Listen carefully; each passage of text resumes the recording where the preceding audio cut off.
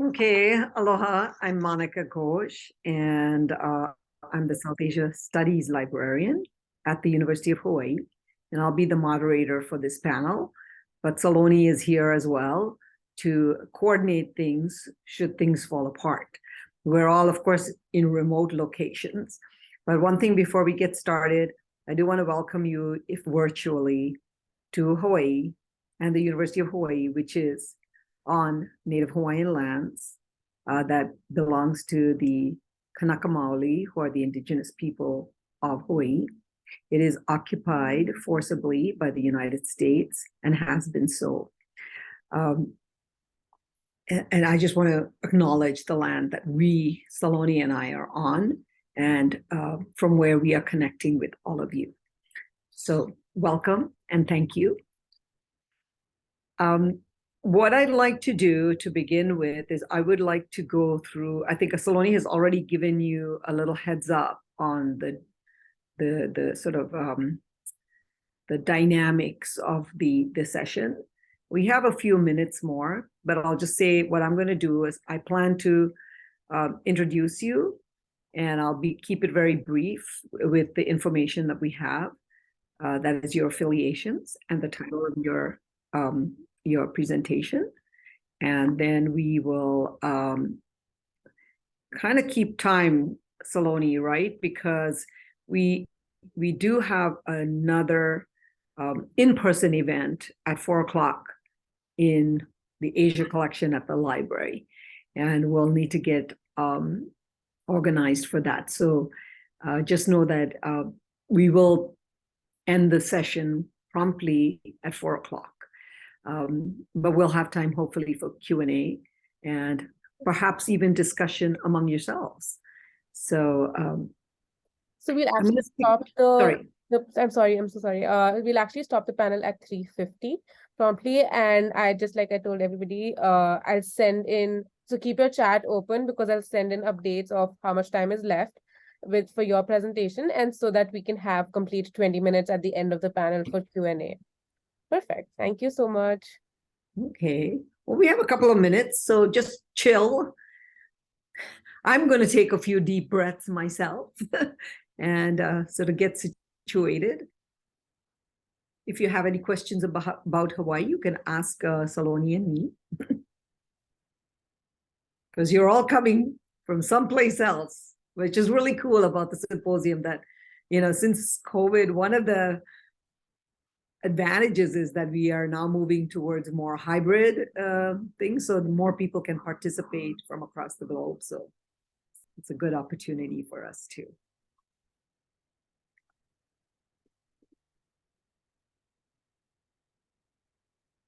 I have a tall cup of tea, but it's away from my arm's reach, so I'm just going to get up and lean over and grab it.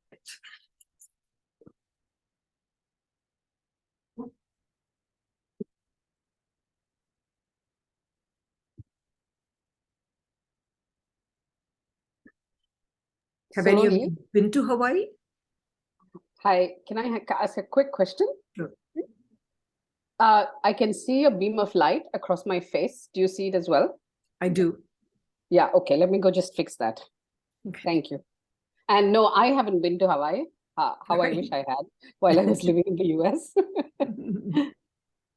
Yeah, I haven't been either. I would love to visit. Okay.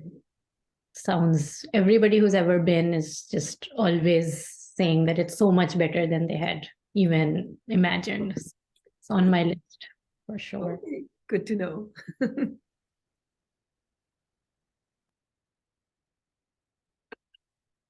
So as not to take away any time from anybody, let's get started on time. It just turned 2:30. I'm generally not a very punctual person, but today I'll try to be. So once again, let me introduce myself. I'm Monica Ghosh. I'm the South Asia Studies Librarian at the University of Hawaii. And I have lived in Hawaii for over 30 years and pretty much raised my daughter here and worked in the library for almost all that time. So most of my career as a librarian has been here. I also have a master's and a PhD in English literature. And I was very delighted to be selected to be the moderator for this panel because as you know, Amitav Ghosh was our keynote speaker and opened the conference yesterday. I don't know, did any of you have a chance to stream in? Yeah. I don't know if the time worked. You did. Terrific. Okay, that's great. Oh, that's lovely to hear.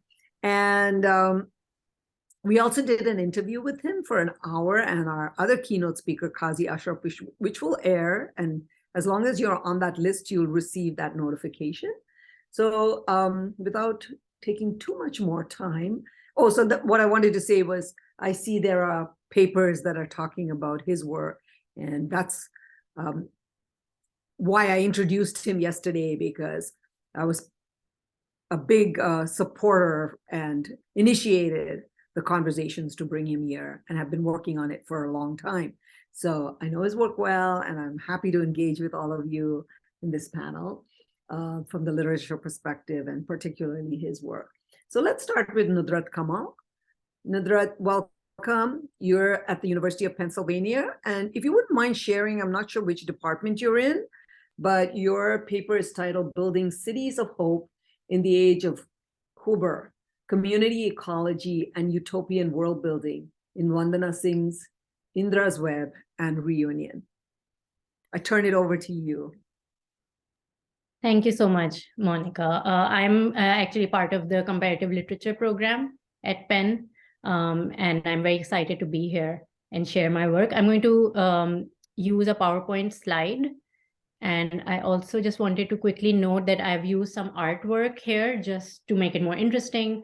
And this art is by various South Asian artists who are using, themes of speculative fiction and futurisms in ways that I think Vandana Singh's work sort of is engaged with as well. Right.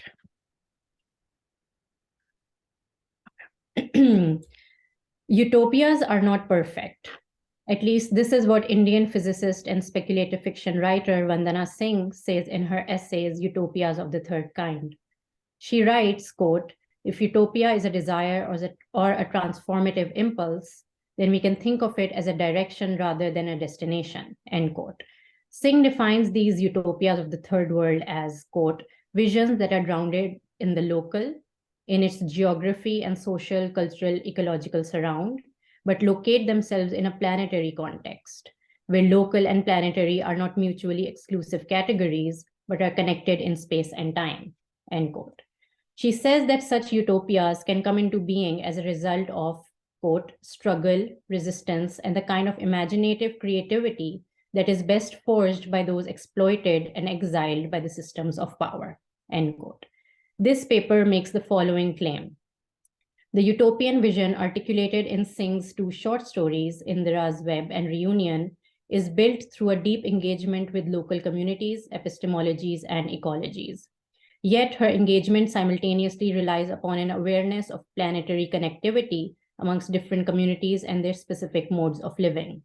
Thus, her utopian vision is produced through ongoing processes of hard work, resistance, and creativity. I trace this kind of utopian world building as a form of resistance against climate change inflected dystopia in these stories.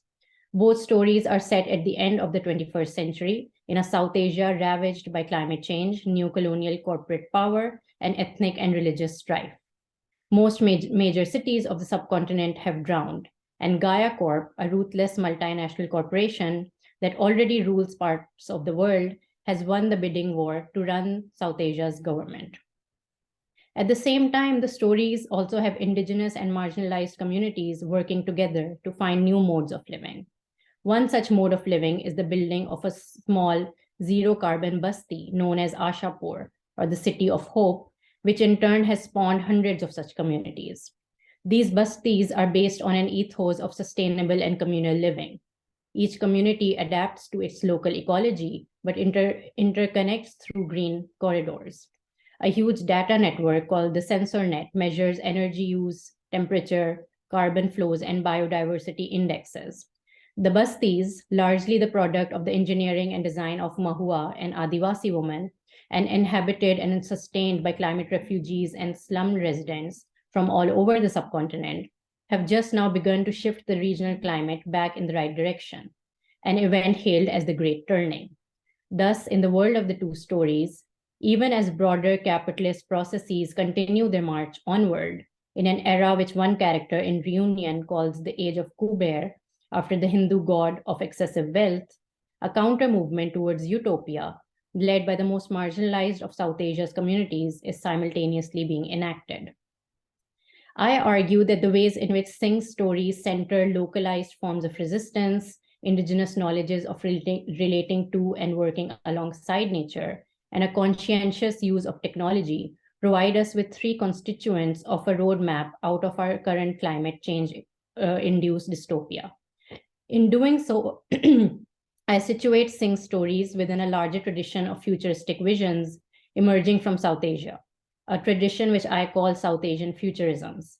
This is a tradition which mixes colonial epistemologies with indigenous philosophical thought, scientific knowledge, and cultural mythologies in ways that reject Euro-American understandings of South Asia. Thus, the tradition of South Asian futurisms can allow us to wrest away the discourse of futurity from this dominant Western culture machine and articulate radically different futures. Both Indira's Web and Reunion take place at different points in the same timeline, not only of the main character Mahua's life, but also of the larger South Asian and wider planet. This allows us to view both the dystopian and utopian elements of the story's narratives as ongoing processes rather than stable and fixed destinations. In Indira's Web, we meet Mahua as the damage from climate change and the growing power of global corporations is already reshaping the latter half of the 21st century. When she and her team are 10 years into their work on the Ashapur project. This project is about transforming a slum on the outer skirts of Delhi into a sustainable community, self-sufficient in food and energy, and built on indigenous knowledge and practices. The building of this basti, however, is a work in progress, as Mahua and her team are still figuring out how to implement Ashapur's first smart energy grid, the Suryanet. They have modeled this grid on the pattern of the myconet, which are fungal networks that enable connectivity between plants and forests. This idea of utopia as a process of world building, which requires creativity, humility, and collective learning, is central to Mahua's worldview. In Reunion, we again meet Mahua, now a 73-year-old woman at the tail end of the 21st century, in a South Asia which has radically changed. The story's focus, however, is not on the larger machinations of corporations and violent capitalism, but rather on the various kinds of localized resistance to such machinations, of which Mahua's Ashapur project is just one. The narrative focuses on the small and local efforts at rebuilding and resistance, efforts which crucially are spearheaded by the most marginalized of the city. There is also an emphasis on the idea of the work itself having some utopian meaning, what Mahua calls, quote, poetry in the midst of the grimness of rescue work, unquote.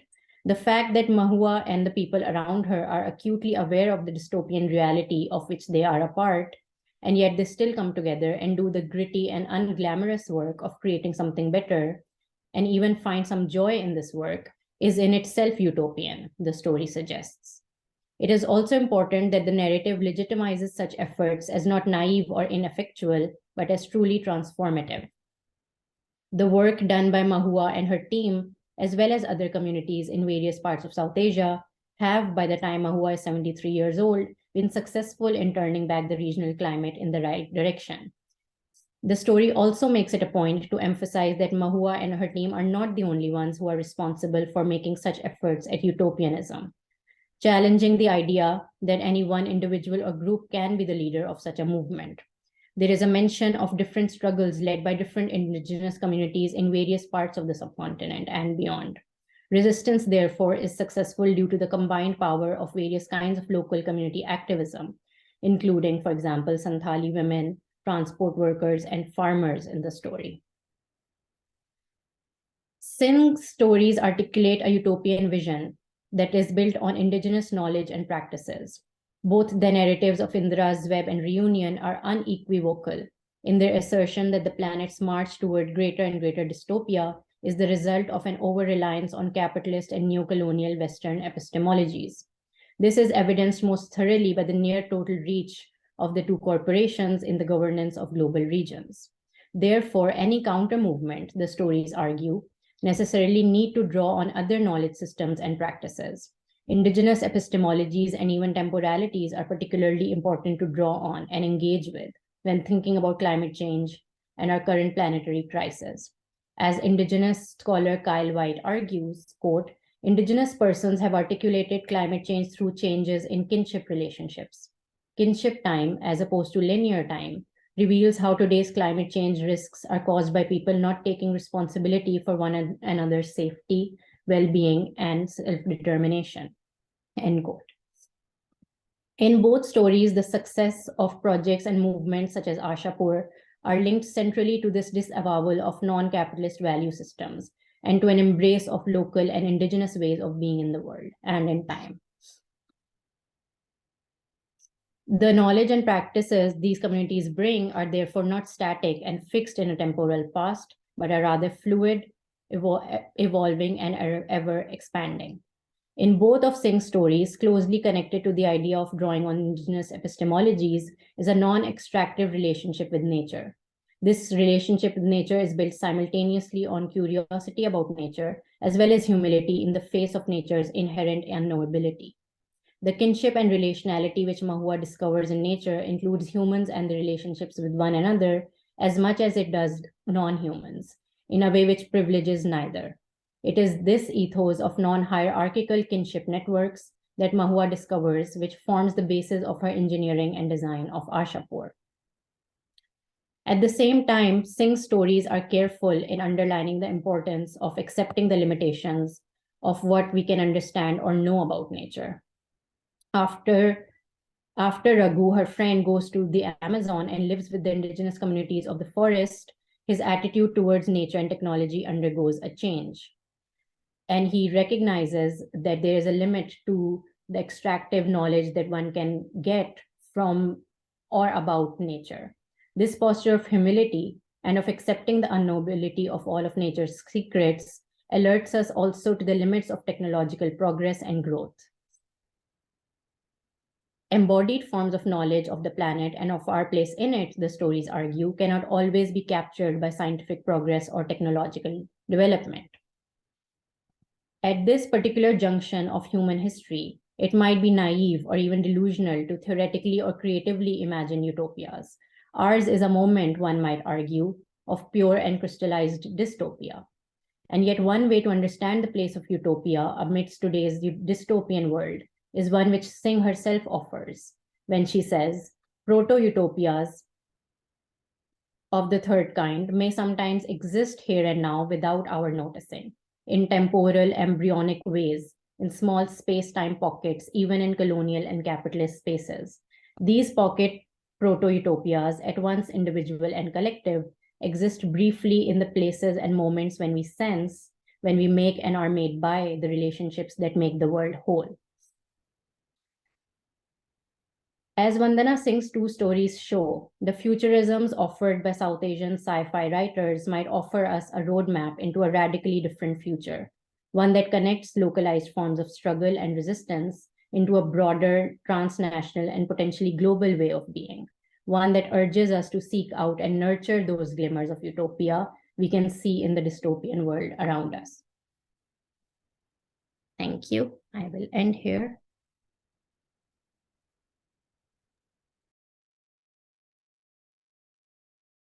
You mute, Monica. Yes, sorry. Thank you.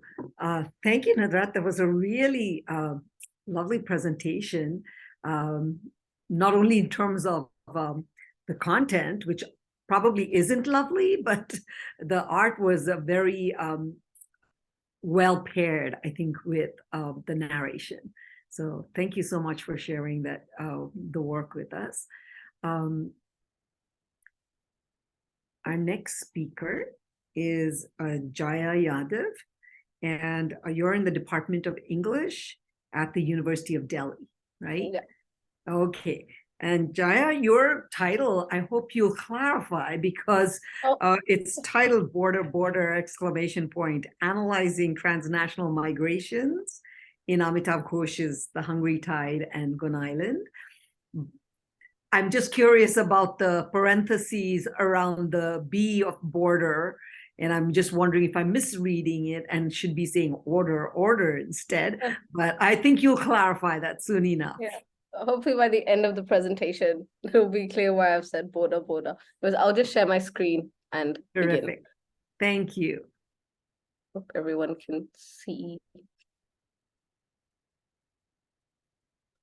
Yeah, can everyone see this? Yes, we can. Thank you.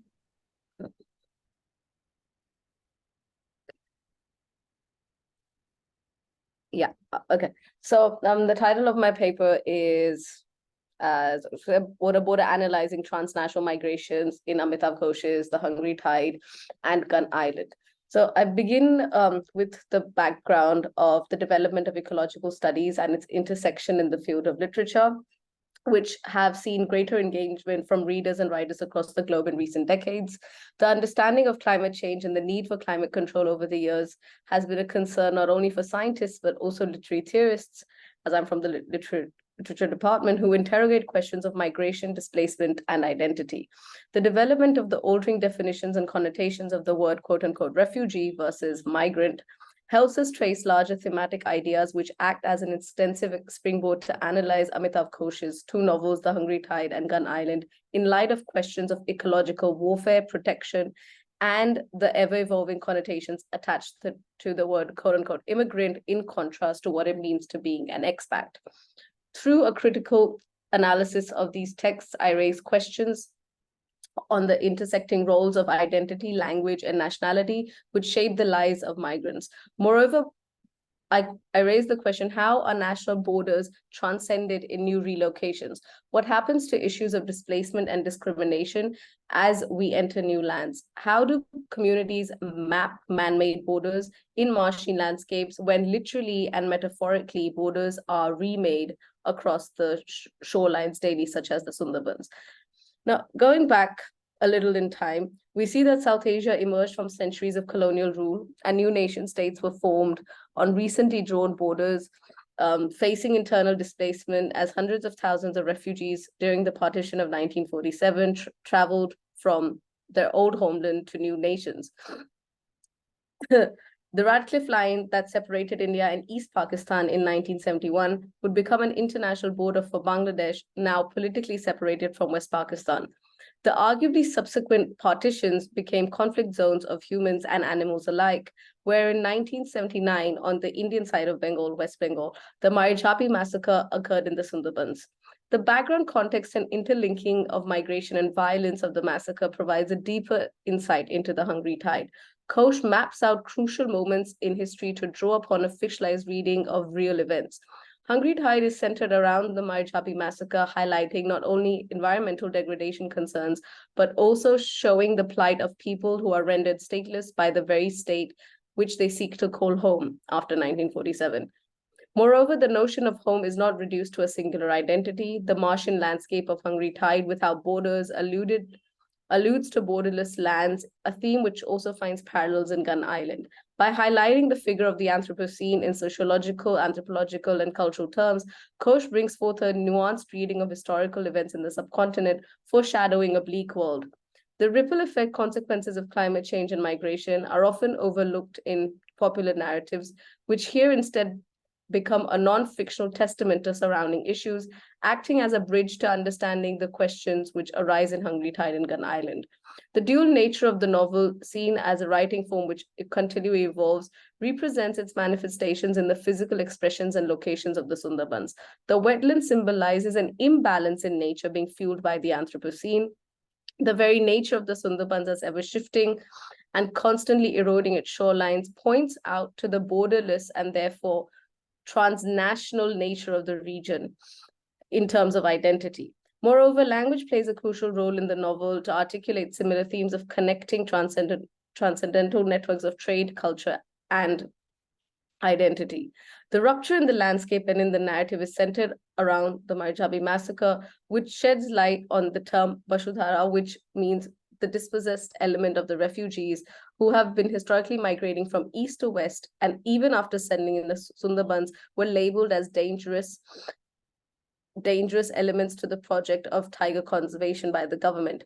Dwelling on Marchapi, an essay by Anuj Jalais, when tigers became citizens and refugees became tiger food, underlines questions articulated by the refugees in the novel, who shout in unison, and I quote, "Who are we? We are the dispossessed, and will not leave Marchapi, do what you may." The term Pushtara comes from the word Bastu, meaning home, signaling the loss of home and homeland from East Bengal, and conveys the pain and suffering associated with the partition. For most people living on the Indian side of the Sundarbans, there was no distinct difference of being on either side of the man-made border. Tracing a trans-Bengali identity which supersedes exclusionary models of Bhadralok or even Bangladeshi nationalism, relying on the language Bengali, issues of misrepresentation remain at numerous moments unanswered in both texts. One may also argue that questions of subaltern identity inherent to understanding the Marchapi massacre in the Sundarbans also appeared to be diluted through Ghosh's writing. We begin the Hungry Tide at a scene located at Dhakuria train station in India, bringing the unfamiliar territory of the Sundarbans through the eyes of Piali Roy, a diasporic figure who's a cetologist in search of dolphins. She runs into Kanai, who represents the mobile upper-class man, easily appearing to be both global and local due to his privileged heritage. It is interesting to note that both of them here are described as quote-unquote strangers and outsiders who guide their travel through privilege, yet there are marked differences between them. Kanai reads the mythical description of the ecology of Sundarbans written in Bengali by his uncle Nirmal, which has been left to him after his death.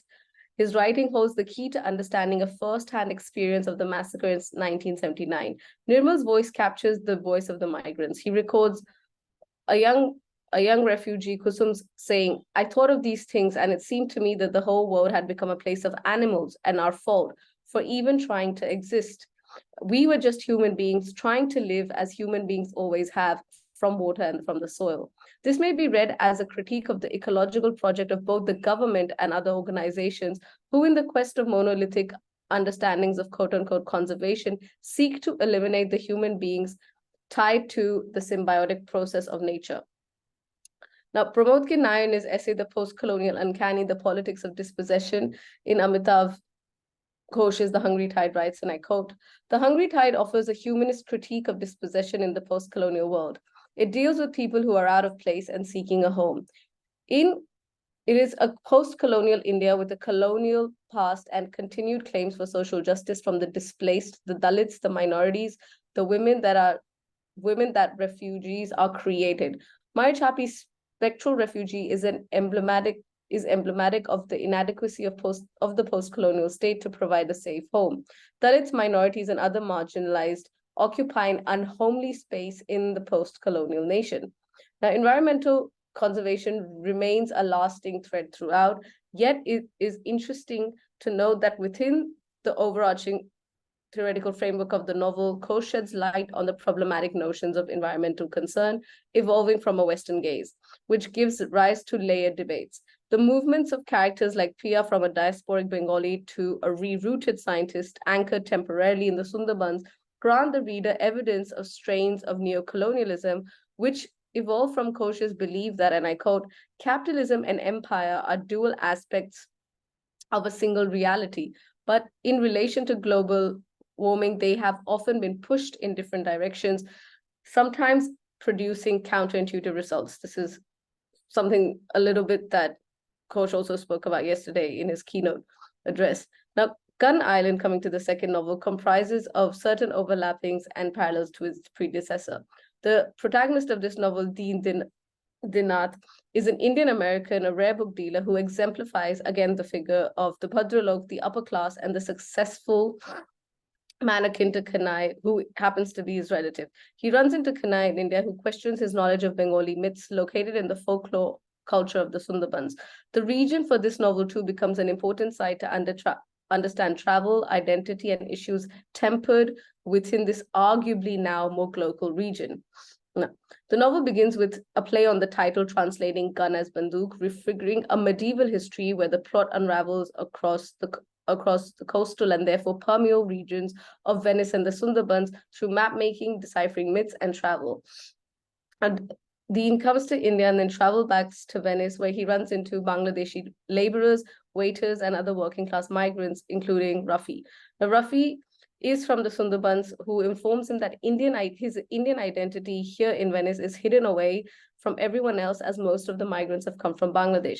This disguising or unifying of identity between West Bengal and Bangladesh becomes possible in regions like the Sundarbans or in a distant land where commonality between language and culture transcends national borders and identities.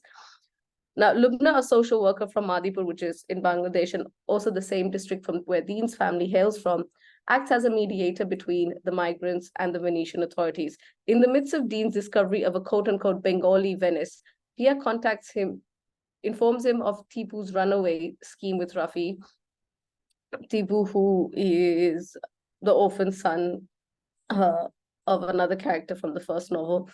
Now, what happens in Venice is that Rafi is confronted by Dean because of his illegal migrant journey, who argues that he traveled with relative ease from the Sundarbans to Dhaka, then to Libya, to Turkey, and finally Italy. In a turn of events, a migrant ship arrives at the Venetian shores, only to be stopped by the authorities from entering Venice. Tibu is one of the many passengers aboard. A storm creates havoc across Venice, and international media is called in to report the atrocious behavior of the Venetian government. Reporters make Rafi and Tibu's story viral, and eventually the refugees are saved. Now, the series of events helps unpack several themes of the novel. Firstly, the labeling of migrant and refugees is seen as a problematic term, especially when compared to another problematic statement of illegal migrants, which unmasks the double standards of Western society. Sorry, I've just lost where I was reading from.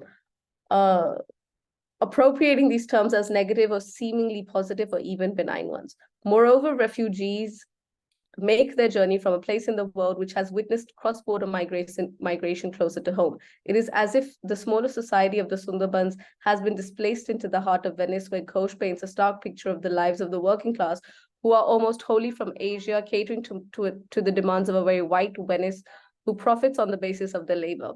Tibu and Ravi's movement from West Bengal to east and finally to the west signifies current travel routes often taken by migrants in search of safer terrains and livelihood. Their search for a new home is now made possible by the use of technology such as smartphones. Whilst in the Sundarbans, Dean hears of dalals or traffickers working on both sides of the Bengal Delta who help find travel between the Indian and the Bangladeshi side, and he tells Dean, all you have to do is cross the river. And he calls the trade the people-moving industry. The multiple layers of travel find root in intersection with the global south, where other migrants from neighboring regions create an economy of dispossession and displacement. Now, to end very quickly, because we're short on time, I'll just sum up with my last paragraph. The Hungry Tide and Gun Island problematize questions of identity, alienation, and accessibility in various forms. In the former, the residents of the island are alienated from national politics, which seek to push them to the margins, while in the latter, there is greater alienation with one's surroundings and instead a greater affinity to translocal or transglobal identities. Though their characters follow different directions in terms of geography, the underlying desire to assert their identity follows a similar trajectory. The sense of struggle from time to time stems from a common root of alienation, whether it's the case of the partition or a later event for some, or an identity crisis which fails to fit into a neoliberal, now neo-colonial, globalized world. The novel also raises the question of who gets to be called a refugee versus people groups that have the luxury of being labeled as expats amidst complex networks of human relationships, codependent on the changing natural world order, underlying questions of power, agency, and marginality, as well as deep implications of human intervention in the world, even more so in this age of an ongoing pandemic and climate change. Thank you. Thank you, Jaya. Wow, there's a lot of things packed in there for us to think about and ponder as we move on to our next speaker. I just want to say a big mahalo or thank you to those of you who are sticking with the time frame. I'm feeling like things are Hope that was going on really time. fast, and I'm one of those people that's not only a slow reader, but kind of a slow thinker. So I am slowly processing all the rich things that you shared and the deep thoughts. And then we'll just now move on to Anupama Mohan. Anupama, welcome. And you are at the Institute, Indian Institute for Technology in Jodhpur. So I will turn over your presentation, which is titled Deep Waters and subtitled Histories on the Indian Ocean. Welcome. Thank you. Can you all hear me? I'm toggling between two screens, which is a first for me. So please excuse any technological snags. In the book-length study of which Deep Waters is a chapters, and from which I'll try to abstract an idea that I'm presenting here today. I explore the Indian Ocean as providing a thematic and a method or aesthetic for reading and interpreting a range of literatures emerging from the Indian Ocean rim in the last 100 years. Isabel Hofmeier, one of the leading voices of the field globally known as Indian Ocean Studies, has written, and I quote, "As an archive, the Indian Ocean provides a new way of looking at world history that has previously been dominated by European accounts. The age of European empires is only one tiny sliver of time in a much longer arc. A view from the Indian Ocean unsettles ideas of the relationship between European colonizers and colonized groups," unquote. Keeping this perspective in mind, my book brings together a range of literary writings and oral narratives emerging from the Indian Ocean rim and its connected cultures in the past 100+ years, or the long 20th century, as it were, that deploy the ocean and nearness to it in a substantial way. While my focus remains upon works in English and those available in English translation, the truth is that there is indeed a vibrant body of literature from at least 5 major global languages, which can be studied rewardingly from the perspectives offered by the oceanic. The Indian Ocean world remains a field of hectic, fertile academic activity in the social sciences, but there is very little by way of book-length studies of the literatures of the Indian Ocean. There is a significant cluster of critical essays by Hofmeier, Elizabeth DeLowry, Lee Herring, and others who find the field for literary scholars like me. But the field still requires a literary history that pays due attention to the major intersecting bodies of Anglophone, Francophone, and Creolophone literatures of the Indian Ocean. Central to my investigation is the role of translation, even as one must also examine multimedia and not the verbal text alone, for a richer understanding of this efflorescent field. Literary histories tend to be natiocentric and language-focused. The Indian Ocean world, by definition, requires a scholar to go beyond the nation-state model and look at languages in the plural. English and French still dominate the field, and there is a flourishing body of translated works in these languages that alert us to a range of texts in other languages. By necessity, this is a field that requires close attention to issues of translation, textual production, reproduction, circulation, and the creation of multiple mobile literary marketplaces from which a distinct canon of works can be constructed that sits in contradistinction to the post-colonial, whose coordinates still orbit around the national, the terracentric, and the modular.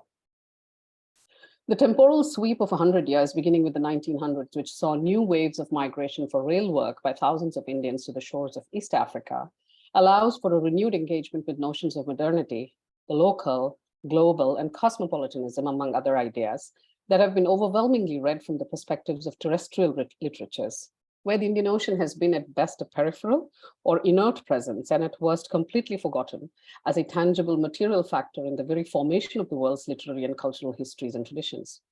The theoretical work of Hofmeier, Michael Pearson, Rila Mukherjee, David Bodenhammer, among others, has set the edifice for a robust multidisciplinary field, Indian Ocean Studies, that brings together historians, geographers, cultural studies scholars, maritime experts, thalassographers, and more. How can one put such an efflorescent field to the service of literary traditions? Is it possible to evolve combinatorial methodologies that analyze oceanic literatures from multiple historical and critical perspectives? And in an era of grave climatic and economic crises, how do Indian Ocean literatures respond to the call of the times? These are some of the questions that I address in my book. Today, I would like to focus on what it means to build histories on the Indian Ocean, or in short, what it means to deploy the ocean as method a phrase that Hofmeier coins in order to produce a distinct kind of historiography that is also instructive for literary scholars. I quote her, "A rich vein of scholarship on the Indian Oceans as a zone of universalisms that stretch into the colonial era, whether rooted in pan-Islamism, Hindu reformism, pan-Buddhism, in ideas of greater India, or ideals of imperial citizenship. The Indian Ocean offers a rich archive of transnational forms of imagination." In his essay, Mr. Elizabeth, Island Storyteller, Symbol and Creolization in Indian Ocean Folktales, Lee Herring, the great American anthropologist, examines two specific folktales from the island of Réunion and overseas département and region of France to understand how the local features in the region's processes of cultural creolization. However, as the essay proceeds, the examination turns from the tales proper to Herring's rumination upon the very nature of scholarship and interpretive communities that must be brought to bear upon Indian Ocean literatures. Herring turns his focus from the emergent cultural mix of Réunion and its neighboring islands to different communities of scholars who in the 1970s and 1980s studied Réunion, American folklorists, Montreal scholars, Réunionnais, linguists, etc., often in isolation from each other and other schools, leading, in his view, to a thin folkloristics of the region. This leads Herring to call for a creolization of scholarship, by which he means work that is collaborative, situated in live performance, and cognizant of what he calls a poetics and performance from the village perspective, which might reveal new definitions of vernacular expression. My work in this chapter responds to Herring's call. Central to Herring's vision of an island folkloristics is a comparatism and collaboration that would not, in his words, augment the dominance of the metropole over language and culture, unquote. Such a call to dialogue and critical cooperation in the 21st century is both salutary and visionary, and Herring is especially well placed after several decades of scholarship on Southwestern Indian Ocean folklore and oral literatures to make such a call. Pivotal to Herring's scholarly work on Madagascar, Comoros, Mauritius, Réunion, and the Seychelles is a set of questions that one might borrow for forging a poetics and aesthetics of the Indian Ocean as a whole.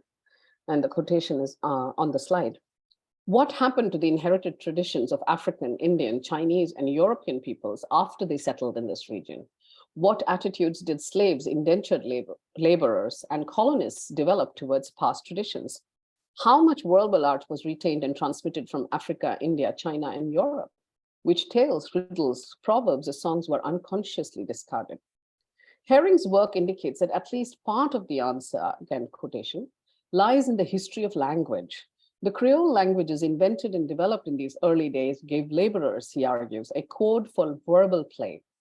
Assembling diasporic populations on island territories caused cultures to mix. Mixing caused people to be more keenly aware of their heritage. It also enabled them to borrow from one another's traditions. Folk tales in the Southwest Indian Ocean show this history, unquote. Creolization theory thus predicates itself on the idea of a continuous historicism of mixing and assemblage. And in the case of the Indian Ocean, much scholarly work requires a judicious recombination of ethnography, anthropology, linguistics, literary criticism, cultural studies, historical materialism, and theories of space. Such a methodological assemblage is what Herring terms the creolization of scholarship. The purpose of such a multidimensional toolkit for reading is that it remains ab initio committed to an open-ended hermeneutics and is situated at the intersections of multiple coordinates of cultural critique. The Indian Ocean requires that scholarly historicism promulgated by the Indian Ocean requires that scholarly historicism promulgated by the impulses of linear time is held liable to the undertow of chronobiological time, whose rhythms force us to understand human cultural encounters within planetary environmental frameworks.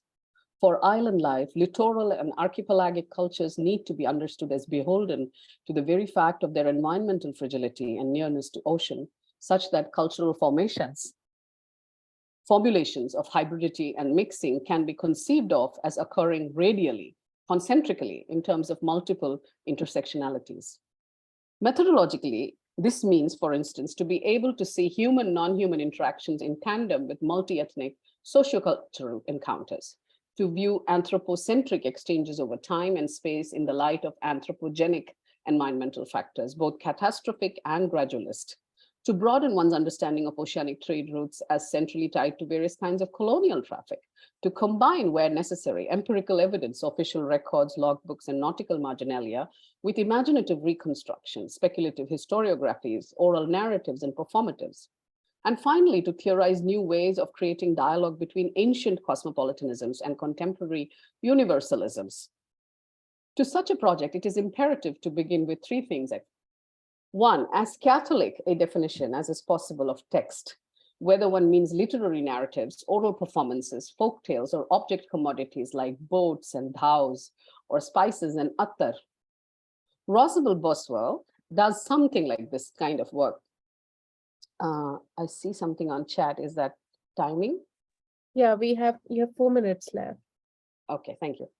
Rosabelle Boswell has well argued the need to be attuned to the transiently sensorial nature of oceanic goods and ideas, calling for sense work, by which she means the complex ways in which oceanic stories activate all senses of smell, touch, taste, along with ear and sight.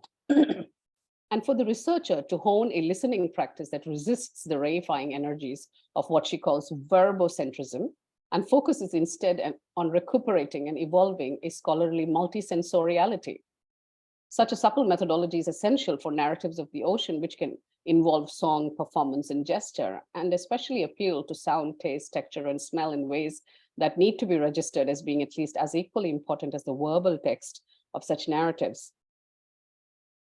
Secondly, an attention to tropology, to understand how ideas and things circulate, a transversal approach that considers how tropes travel from one coast to the next, one country to another, one cultural text to the second is needed. Following along the route of a trope transversally helps cut through entrenched ideological boundaries as one pursues the ways in which objects flow and recur with crucial differences. An example is the tale of the tar baby and the rabbit, which Herring notes traveled with Africans everywhere they were enslaved. Tar baby is common property in modern Mauritius, the Comoros, Réunion, and Seychelles, as it is in the Caribbean and Latin America, and is the plainest evidence of an African survival, unquote. And finally, a close examination of how the oceanic exerts material and environmental limits upon traveling histories. What does it mean to reimagine the ways in which historical representations have thalassogenic pasts? In his work on African Urdu, for instance, Nye Green argues for unhitching Urdu from its South Asian bounded subcontinental geography to see how by traveling over the oceans, wherever Urdu users went and settled, Urdu arrived in Africa not as a new language, but instead as part of a longer process of the circulation of trans-regional written languages around the Indian Ocean. Green's work on Urdu shows that unlike Gujarati and Punjabi, which also spread to Africa's eastern coastal communities where many Hindustanis settled, Urdu penetrated further into Suez, Durban, Zanzibar, and Mombasa. In this sense, African Urdu's trenchantly oceanic origins distinguish it from the Urdu that was spoken in the Indo-Gangetic heartland and from other Indian languages that also traveled. African Urdu's oceanic register makes it a unique repertory in contradistinction to the Indian subcontinental Urdu, and as Green's work on the Urdu travelogues, hagiographies, and letter collections shows, Urdu can be repositioned as an African language.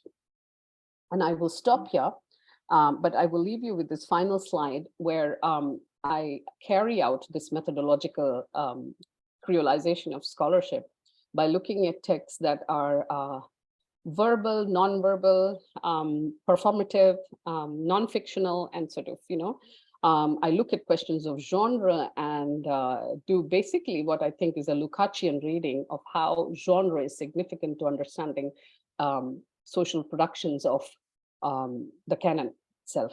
So thank you very much. Thank you, Anupam.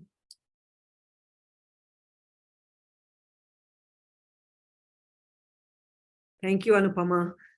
Your presentation on the Indian Ocean made me think of where we're located, right in the middle of the Pacific. And also those kinds of communities that traveled through the colonial process of indenture in the Pacific. And as you know, there are a lot of similarities with Fiji here and in South Asian communities across the Indian Ocean. But I like that view to move away from the terracentric and focus a little bit more on the oceanic. Thank you so much for that really excellent talk, and a lot to think of as we move into our next speaker and our last speaker for this panel, Sana Sulaika. Am I pronouncing people's names correctly? Yes, ma'am. It's wrong? Correct me, please. It's correct. Am I audible? Oh, now you are. Okay. All right, Sana. Sorry. I thought you were telling me that I might not have pronounced your last name at least incorrectly. So, Sana, you're in the government college at Amalapura. And in which department? English department. In the English department, right. All you lit folks. Welcome. I feel like I'm among my people. Sana, your paper is entitled The Apocalyptic Ecology, Climate Change and Survival Through Select Works of Amitav Ghosh. But if you don't mind, just give me a minute. I wanted to reach out to our audience members and to encourage them to send their questions or note their questions in the chat if you like. There's also, you can put it in the Q&A and our panelists can respond after Sana's last presentation. So please feel free to write away in that section, but I know you also want to focus on her presentation. I turn it over to you, Sana. Thank you. Thank you, ma'am. Thank you for giving me an opportunity to be a part of the CSAS Spring Symposium. Can you see the screen? Actually, can you lower your camera a little bit because you're cutting off your forehead? Okay. Yes. That's better. Perfect. Okay. So is the screen visible? Yes.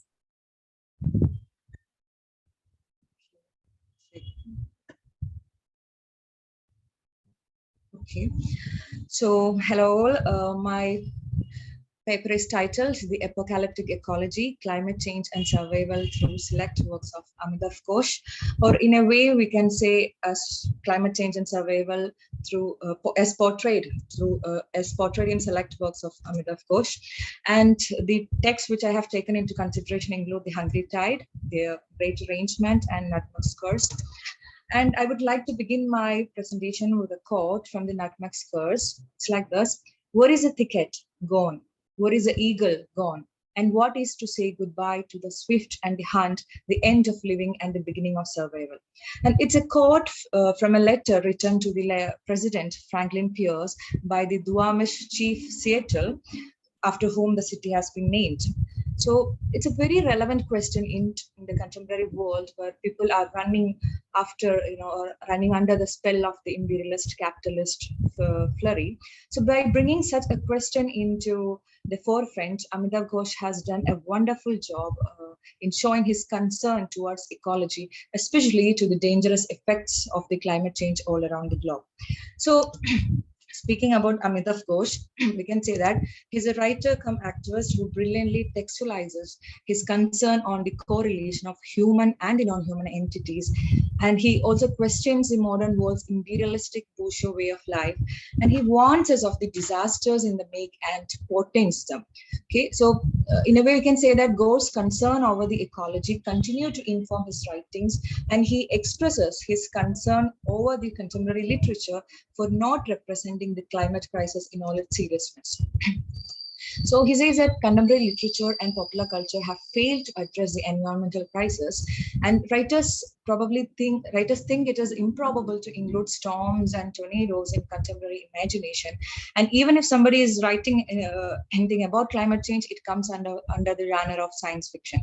So according to Timothy Clark, climate change resists representation at the kinds of scale on which most thinking, culture, art, and politics operate. And this is exactly what Amitav Ghosh meant by declaring that climate change offers resistance to what is now regarded as serious fiction.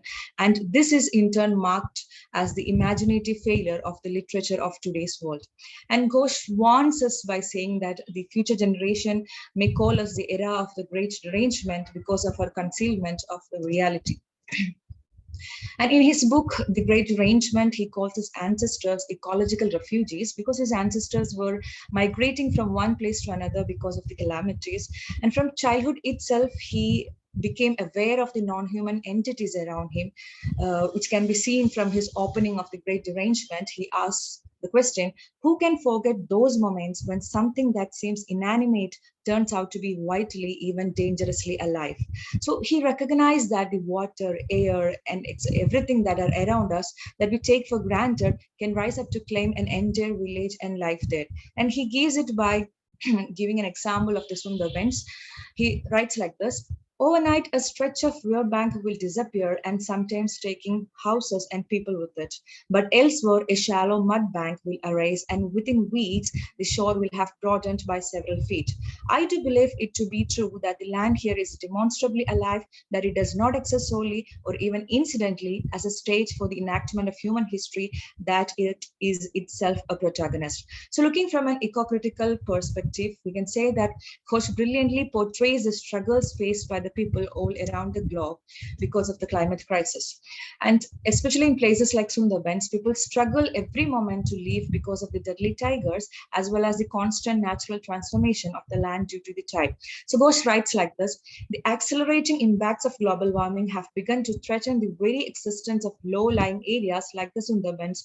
It seems to me that those problems have far wider implications. And he also says that the weather and the climate change are unpredictable, making it uncanny.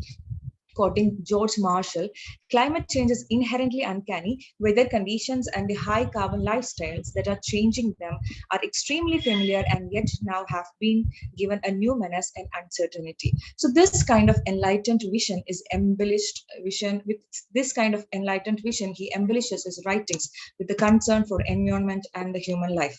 So he states that the fate of Earth is being rewritten by the carbon in the atmosphere. It is here where the humans play the role of geological agents of climate change. And he also says that many critics mark the 19th century behind the origins of climate change. And it was a time when human actions in the form of industrial capitalism, imperial expansion, and technological advances began to have perceptible, measurable effects upon Earth's history. So Ghosh aligns with the writers and activists like Naomi Klein, who believes capitalism as the principal driver of climate change. At the same time, he proclaims that imperialism and empire played much more role in terms of global warming. So this accelerated situation began with two things. One is the Industrial Revolution and the other is the introduction of exotic species into agriculture. So with capitalism taking command, the whole cycle of nature got destructive. It is here where the change in value of nature happened. In the post-natural novel by Cynthia Dietering, she talks about how nature's role changed in the eyes of the culture. Nature was a healer in the ancient times, but later nature became a source of nature became an economic resource. So this in turn accelerated the climate change, resulting in unforeseen floods, storm surges, tornadoes, earthquakes, etc. And we can see that colonialism saw nature only as a vast mass of inert resources, which Amitav Ghosh proves through history in the Nutmeg Spurs. And he also brings out the forgotten annals of the Dutch genocide in the Banda Islands, where and how it all began. He shows how it all began over the monopoly of the nutmeg trees present there. So the colonialists intervened in the ecosystem wherever they went. Ghosh says that ecological interventions were central to the project of colonialism, the explicit aim of which was to turn territories that were perceived to be wastelands into terrain that fitted a European conception of productive land. And such a European conception of nature created a permanent disequilibrium in the ecosystem. And this view is countered by the Indian conception declared by the Oglala Lakota chief, which Amita Ghosh states in the Nutmeg's Curse. Only to the white man was nature a wilderness, and only to him was the land infested with wild animals and savage people. To us, it was tame, earth was bountiful, and we were surrounded with the blessings of the great mystery. And also, if you look into the colonial constructions of the period, the cities which are brought into being by the process of colonization are now among those that are most directly threatened by climate change. So people, according to the colonial vision, people believe that the proximity of water represents more power and security. And this can be seen in the constructions of today's world, the rich pays much to get closer to the seaside. Little are they aware of the danger it portends. So Ghosh shows how urban planning is increasingly deviating from the indigenous wisdom, which advised construction away from the oceans and the coastlines. And he predicts the possible dangers which may happen due to the increase in the cyclonic activity and storm surges. And he also tries to decode answers from nature by asking questions like, what do these storms portend? In The Hungry Tide, Ghosh talks about the port proposed on Matla River and the prediction by Piddington, whom he addresses as one of the first Cassandras of climate science. So Piddington was basically against the construction, predicting that the port would be exposed to extreme cyclonic hazards.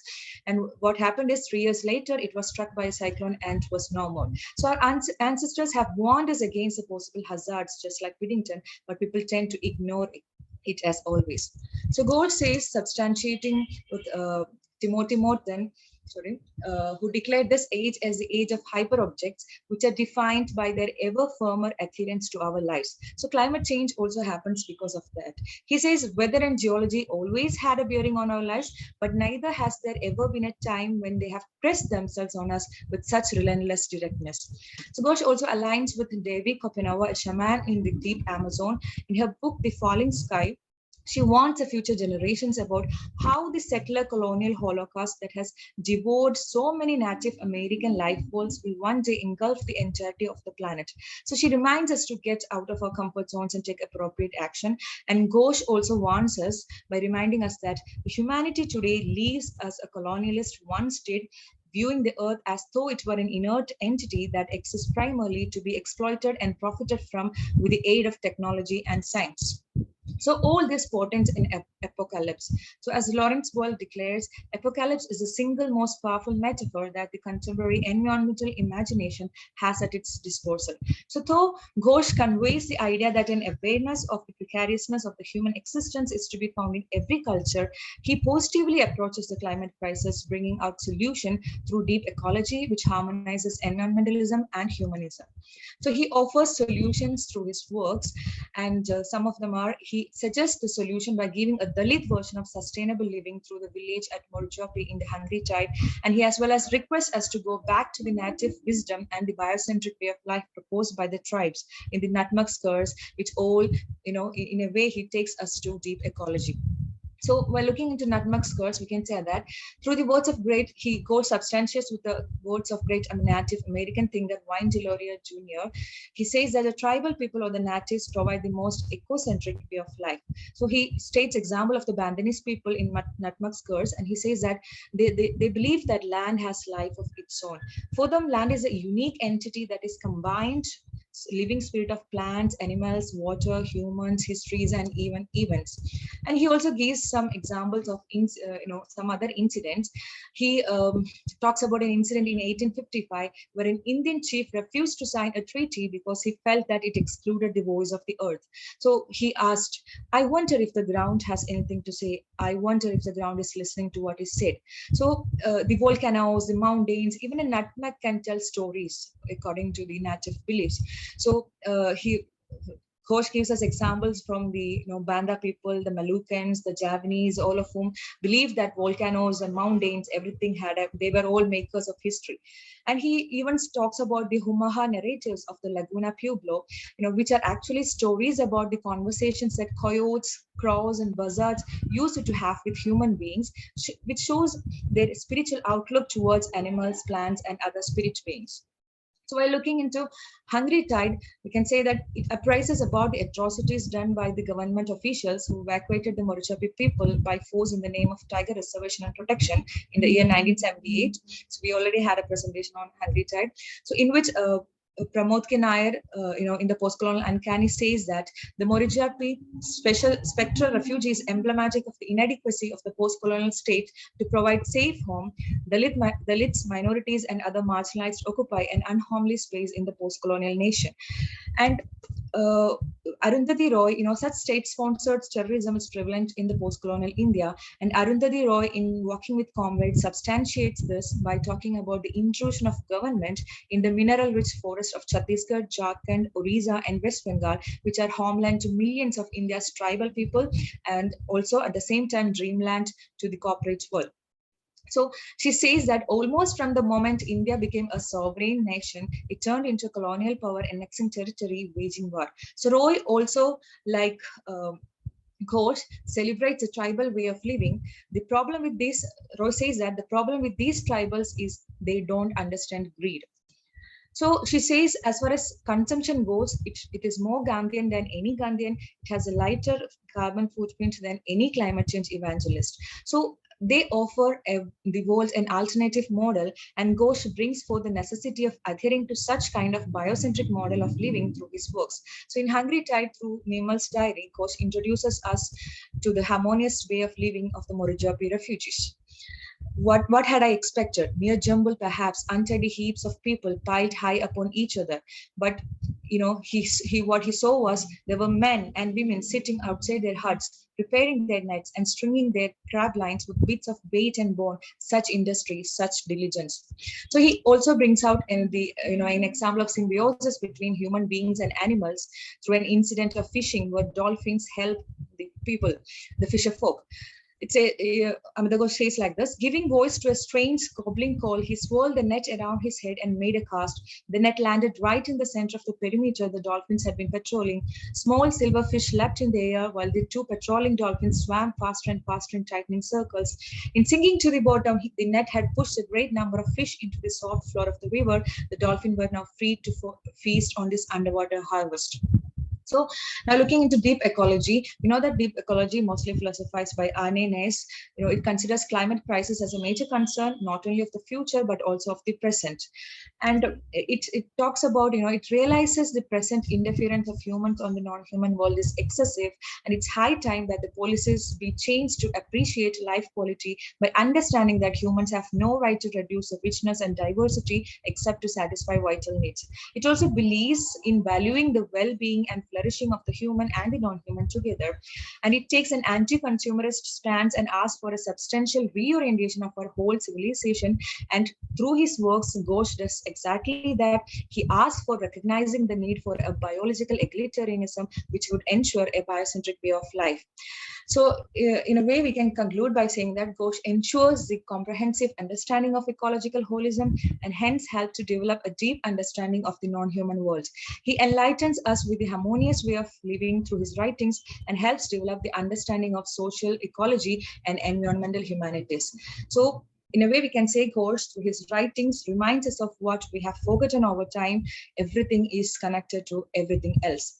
So I would like to conclude my presentation with the Chief Seattle's quote, with which I began my presentation, in the hope that it adheres in everybody's mind so that we stop harassing nature and rework on ourselves for a better present and future.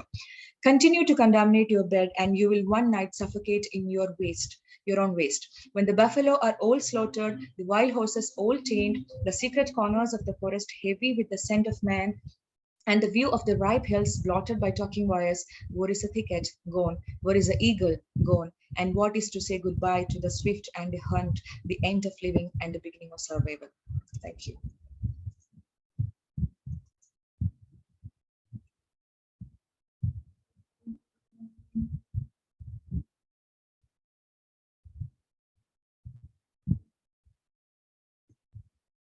Thank you, Sana. I'm just waiting for Saloni to just switch it so that we can all see each other now. Terrific. Thank you, Saloni. Thank you for a really excellent talk. so much to think about.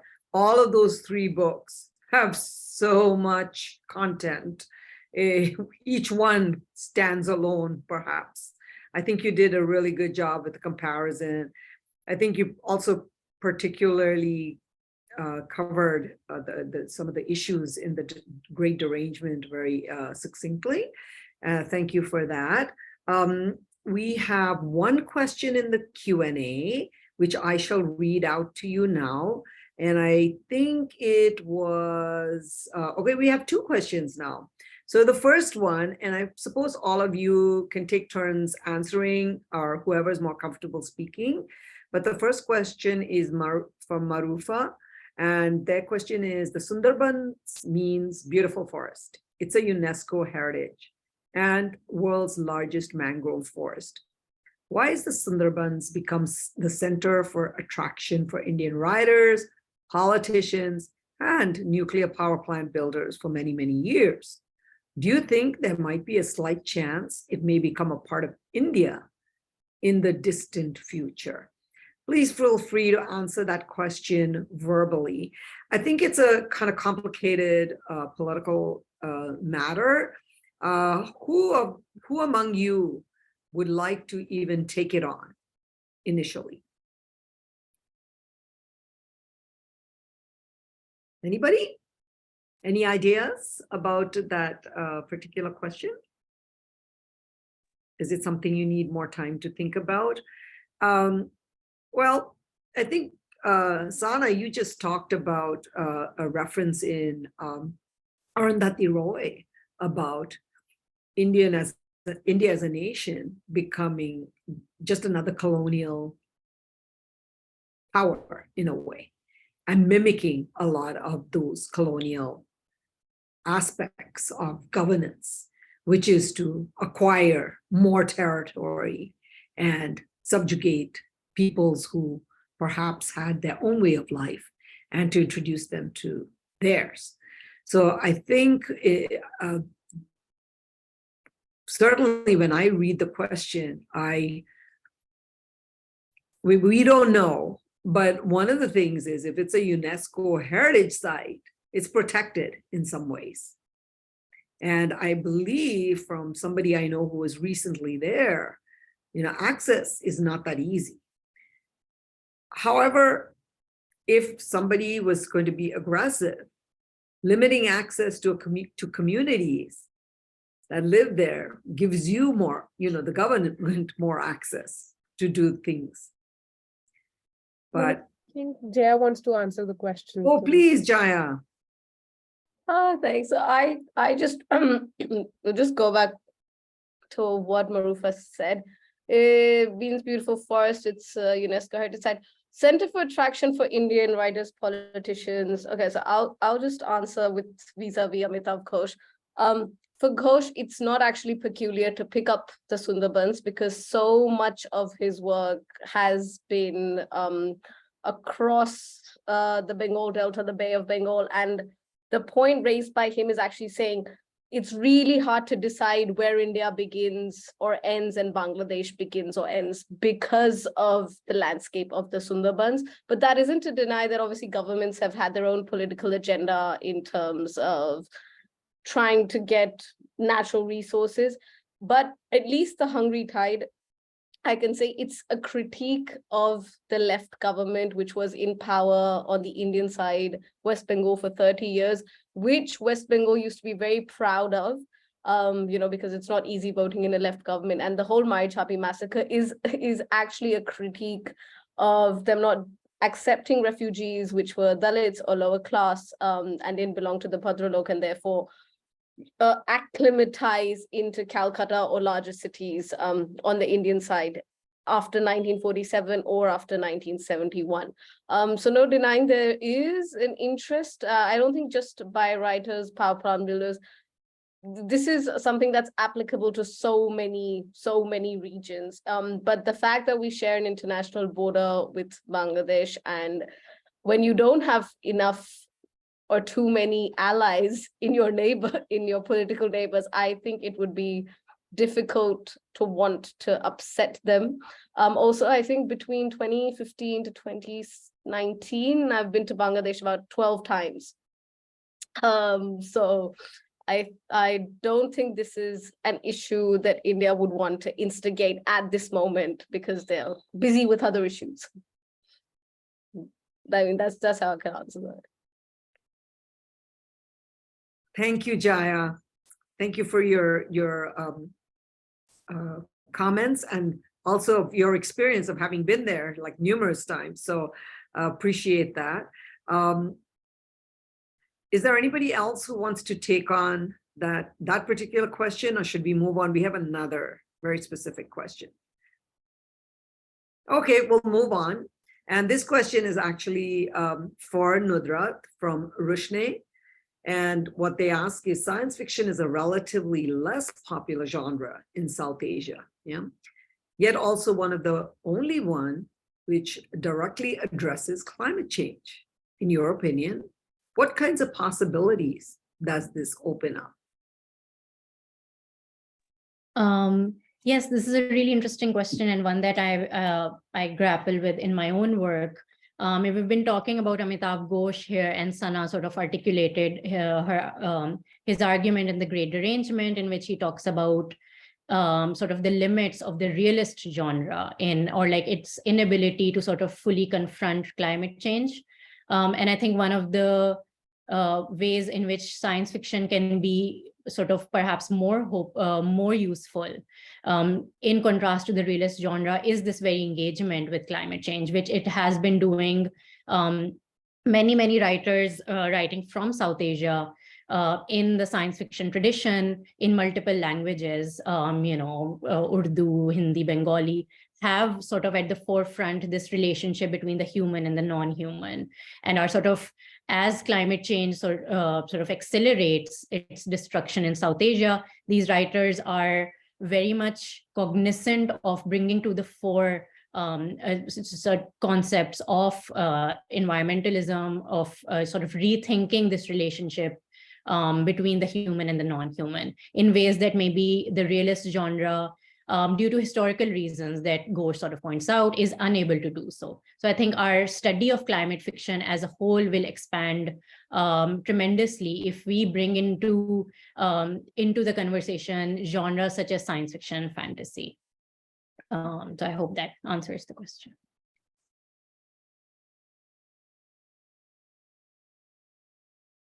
Monica, you're mute.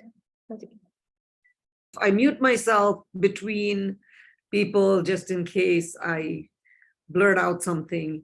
And I've also changed my gallery view so I can see everybody. And I apologize to Jaya for not seeing that you had your arm up or your hand up to speak at the earlier question. But one of the things that struck me while you were speaking just now, Nudrat, was this idea of wondering, is the future going back in a way to pre-capitalist and pre-colonial ways of thinking and relating to the earth?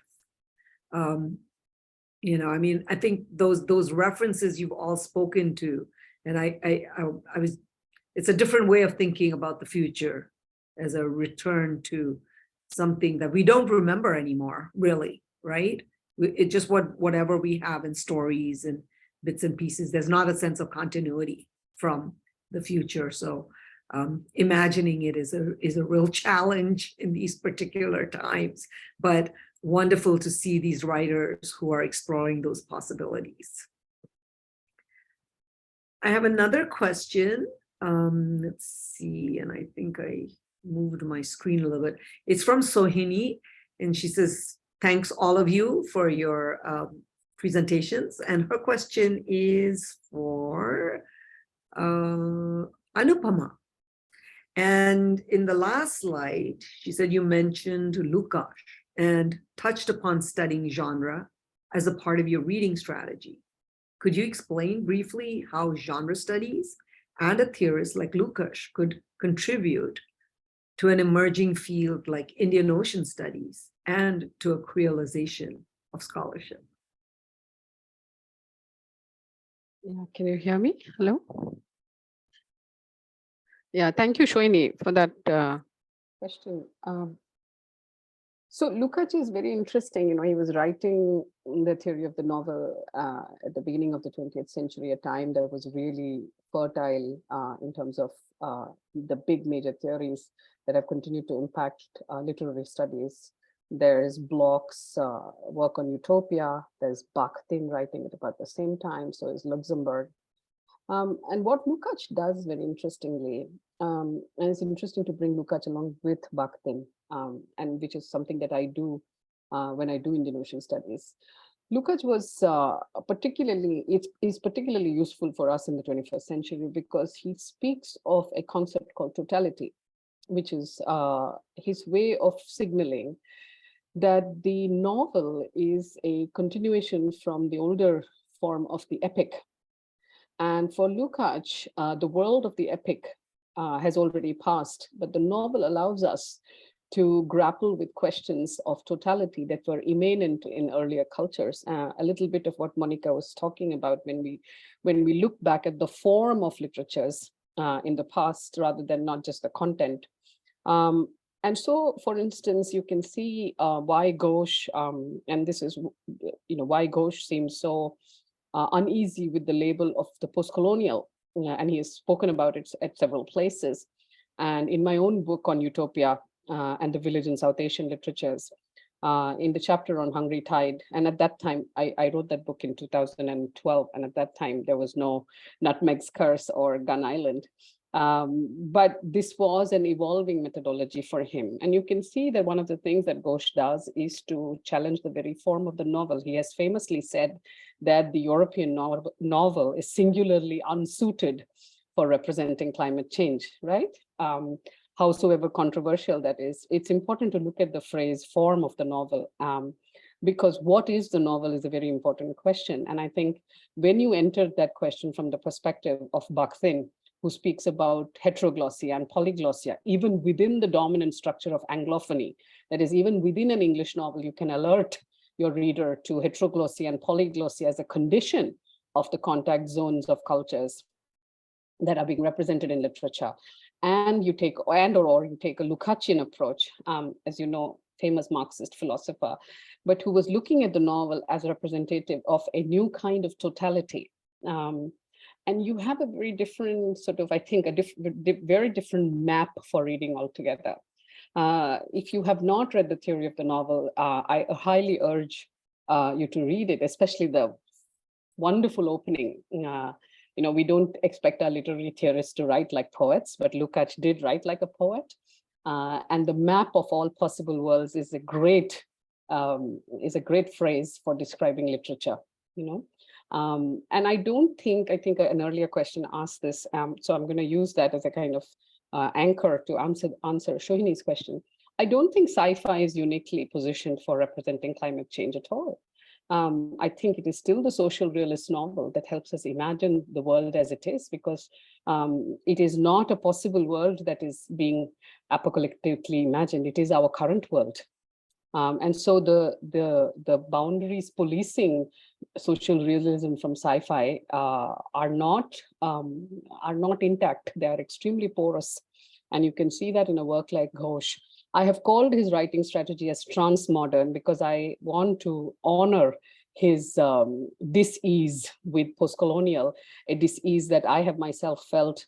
And I call myself a lapsed post-colonialist in many ways. But common to all these things is Lukács's emphasis on the vernacular, on different languages, and on rupturing, the metropolitanist emphasis of a lot of the literature that becomes famous in the world. So how is it that a form that is so metropolitanist and in my work so terra-centric gets to represent the entire world, the totality of the world, So those are some of the ways, Shohini, I hope that answers your question, that you can use Lukács judiciously to creolize literary studies. Thank you. Thank you, Anupama. We have 2 more questions and we are almost out of time. If you folks have another 5 minutes, perhaps, Saloni, if it's okay, can we go an additional 5 minutes and try to wrap up? So I'll read the next question and rather the next 2 questions and give you the time to finish answering. This one is also for Nudra. It says, your reading of Singh's utopic vision emphasizes the glimmers of utopic promise that shine through the gloom of dystopic realities. Does your alternation between the use of bastis and slum throughout your presentation contribute to challenging the negative connotation of slum as a process rather than a destination, perhaps unlocking the potential of these spaces that have been deemed uninhabitable by Western colonization? And what role does translation play or introduce new concepts through translation in charting a path forward towards Singh's utopic vision as a roadmap? Now, that's a very complex set of questions. Some of them are related, some of them are taking us in new directions. I feel because we are short on time, Nudra, I'll leave it to you as to any particular aspect of that question or that you'd like to answer. Sure. Just briefly, yes, I found Singh's sort of alternation between the word basti and the word slum to be important politically also, because she refers to slum dwellers as in sort of like before the basti has been created. And so she uses the phrase basti to articulate this specific vision of communal living, one which is sort of premised upon this ethics of shared responsibility, whereas slum, as we know, is sort of implicated in notions of urbanization, which in turn are, of course, organized by violent systems of colonialism, neo-colonial governance of the state. And so I think it is, she herself is trying to demarcate these two spaces, the slum being sort of implicated in those violent systems and the basti being an articulation of a new way of living and relating to one another. And I also think that just Anglophone writers' refusal to translate words such as basti, to translate, sort of vernacular words, is a political stance, right? So there are two aspects, I think, that she of her use of alternating between the two.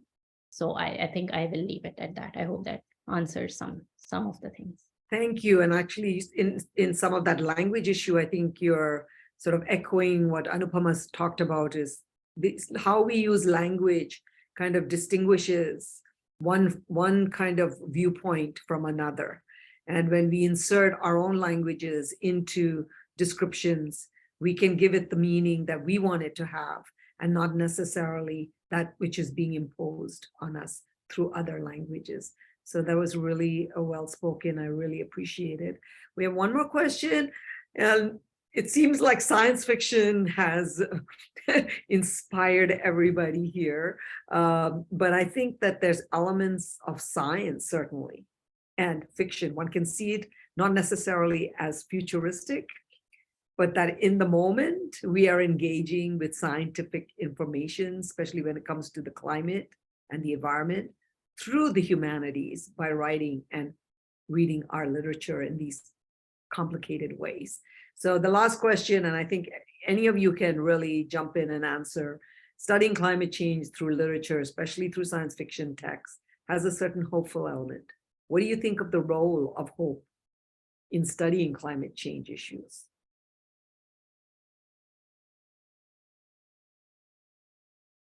So I'll just share what I shared with a reporter that talked to me after. Maybe perhaps if nobody has something burning to say, we can just close it out now. Saloni and I have a lot of preparation to do before in the next hour, which is that they were asking about optimism, but I'm what I like to say is I'm very optimistic about hope, but I'm not as optimistic about the reality in which we live. And if anybody would like to respond to that. Can I add a quick line? Sure. I think this is where we have to think of hope in very interesting sort of diverse ways, and not necessarily as a kind of blueprint for an alternative world, or something that incites us to action, to solidarity.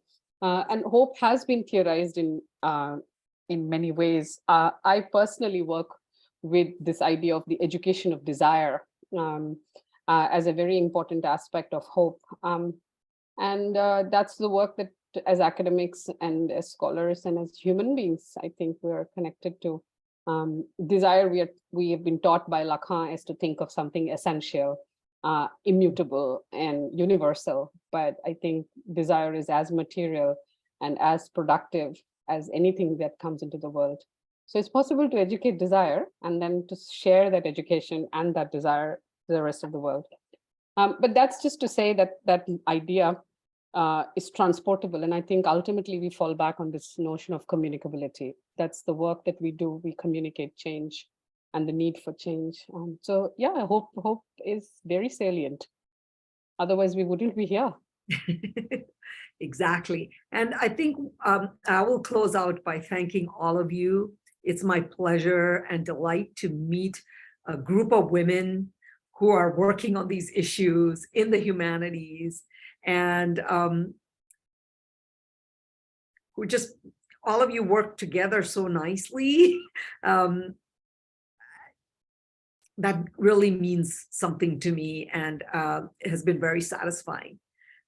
So I really appreciate how well you all sort of took care of each other in this panel virtually, and addressed the questions and brought up some really good things for us to think about. So thank you so much. Have a wonderful rest of your day, night, or whatever time of day it is.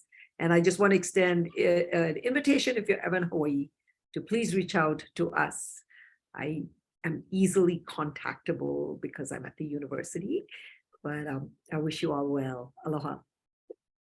Thank you very much. Thank you, Saloni and Monica, and everyone else. Bye. I would also say to all the attendees and panelists here that we have Dr. Qazi Ashraf's talk in another hour, and it will also be live streamed on this Zoom channel as well. So do hop on again in an hour and come see Dr. Ashraf's talk with us. Thank you. Okay, thank you. Thank you.